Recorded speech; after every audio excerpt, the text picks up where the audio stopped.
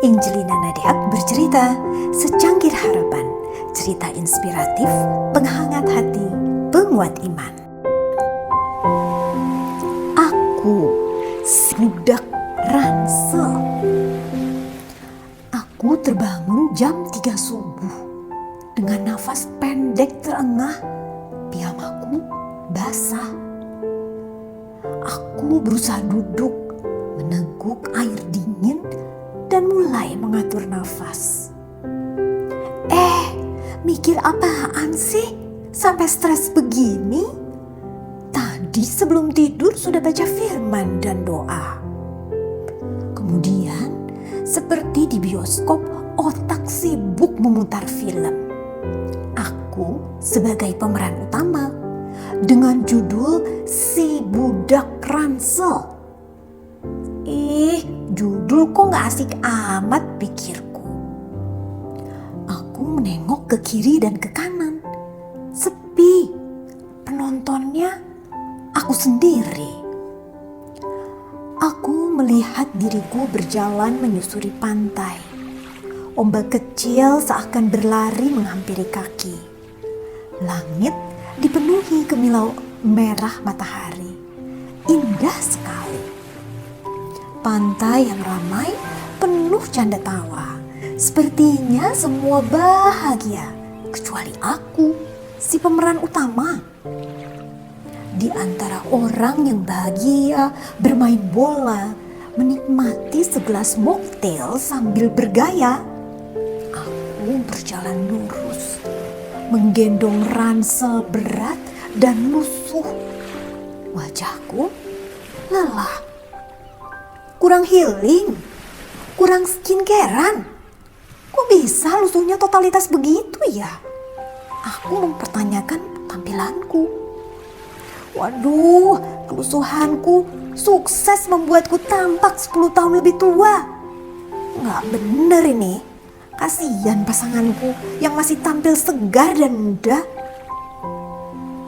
Kemudian aku melihat kembali film diriku. Dengan lemah aku menyusuri pantai yang panjang. Di ujungnya ada tebing menanjak tajam dipenuhi batu runcing. Aku mendaki, ransel berat dan lusuh membebani pundakku. Tangan, kakiku terluka, tapi aku gak berhenti. Sambil menonton film diriku, aku mencoba mengingat isi ransel yang kugendong.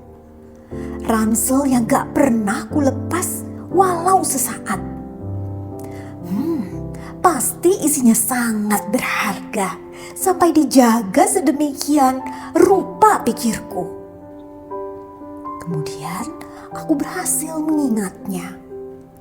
1 karung kesulitan ekonomi, 1 karung tanggung jawab mencari kerja, 1 dus cicilan, 1 kontainer merawat senior, 1 plastik penyakit stres, dan masih ada 12 toples lainnya. Aku kemudian melihat diriku yang nyaris pingsan berjuang mendaki sambil tetap menggendong si ransel berat dan lusuh. Hei, lepasin tuh ransel, isinya beban doang.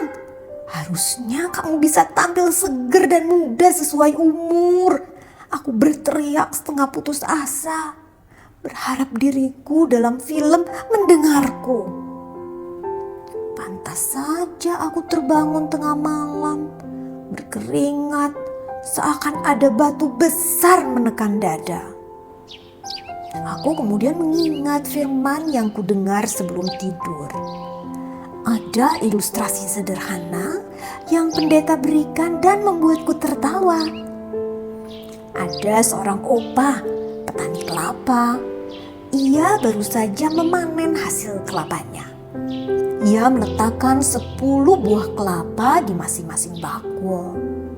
Opa harus berjalan kaki menjual kelapa ke pasar yang jaraknya belasan kilometer. Gak lama seorang anak muda membawa mobil bak terbuka lewat. Ia kasihan melihat Opa berjalan perlahan dengan pundak membungkuk karena beratnya kelapa yang dibawa. Si pemuda kemudian mengajak Opa naik di bak belakang mobil. Jalanan berkelok mendaki. 10 menit berlalu.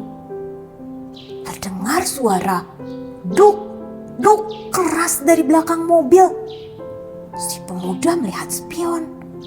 Loh, kok terlihat 2 kaki berdiri dan bakul yang digendong? Si pemuda langsung menepi. Ia melihat Opa sedang pucat berdiri dengan lutut gemetar menahan beban. Si anak muda kemudian bertanya, Opa, kenapa tidak duduk saja dan taruh bakul kelapa di bak mobil?